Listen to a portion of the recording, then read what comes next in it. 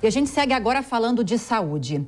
O Brasil já é o quinto maior em número de casos de monkeypox no mundo, de acordo com dados do Ministério da Saúde.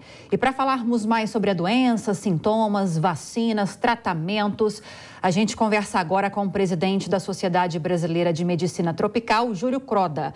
Boa tarde, doutor. Seja bem-vindo.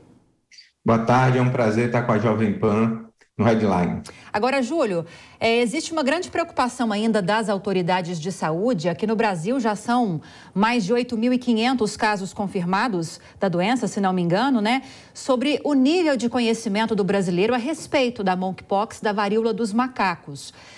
Qual seria a principal forma de contágio para a gente começar com essas informações? A principal forma de contágio é o contato íntimo, principalmente através da relação sexual. Não necessariamente você precisa consumar o ato, mas o contato pele a pele prolongado, principalmente com pessoas que apresentam a doença, que apresentam as lesões na região genital, na região de boca, eventualmente, transmite para outra pessoa o vírus.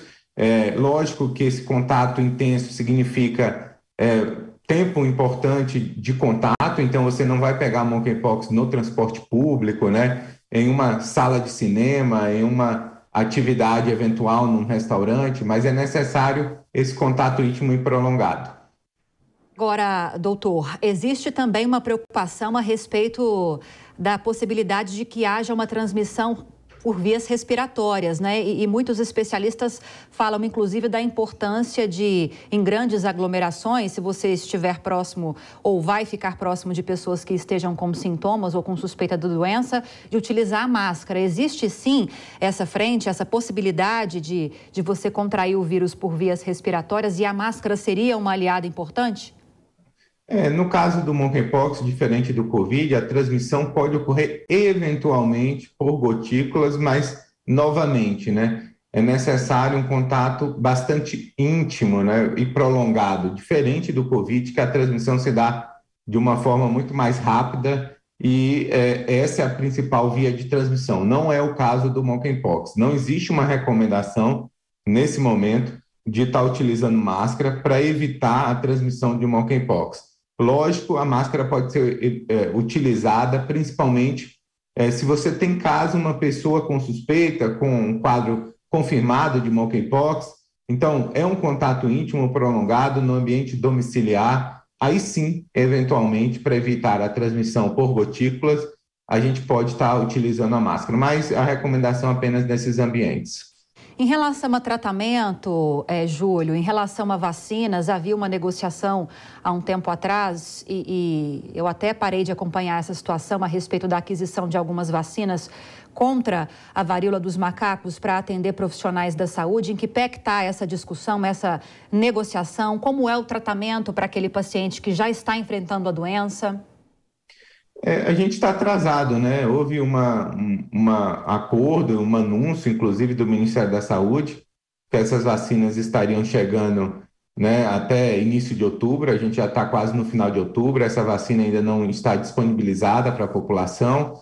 Foi iniciada uma discussão em relação ao profissional de saúde, mas o próprio Ministério já fez uma correção, que talvez seja mais importante a utilização dessa vacina, principalmente pós-exposição, ou seja, a pessoa que teve contato recente, se utilizar a vacina, essa vacina evita a progressão da doença, ou seja, evita o aparecimento de sintoma, evita que essa pessoa transmita para outras pessoas, né? O tratamento, a gente tem um antiviral que existe disponível em outros países, mas novamente aqui no Brasil existe uma lentidão muito grande do governo federal na aquisição de vacinas e também de medicamentos. No momento, para os pacientes que apresentam quadro leve, sem muita dor, o tratamento é ambulatorial, ou seja, no seu domicílio, né? Principalmente controlando a dor relacionado a essas lesões, essas úlceras que podem aparecer em região genital. Eventualmente, um paciente, né, que apresente essa úlcera na região anal ou na região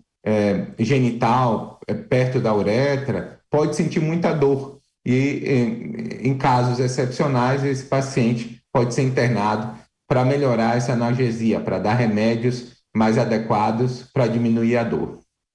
Agora, qual seria a sua análise, Júlio, em relação às ações do poder público, e aqui não falo só do governo federal, as ações nos estados também, pelos governos estaduais, para diagnosticar a doença, que também é um ponto muito importante para isolar aqueles pacientes que estão com suspeita ou que já estejam com a doença, e também para ajudar no tratamento, para oferecer esse tratamento. Como você avalia essas políticas públicas?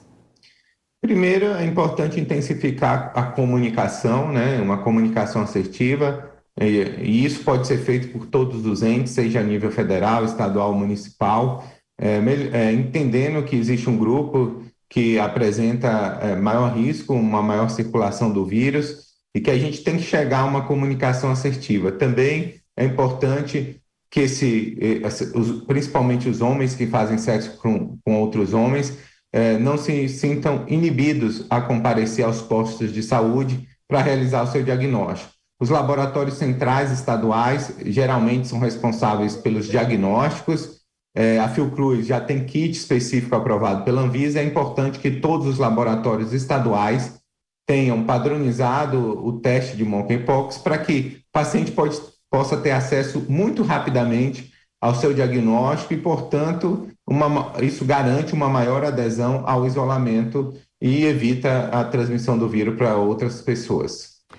Perfeito. Muito obrigada pelas explicações nesta tarde. Falamos com o presidente da Sociedade Brasileira de Medicina Tropical, Júlio Croda. Seja sempre muito bem-vindo. Júlio, obrigada pelas informações. Bom fim de semana.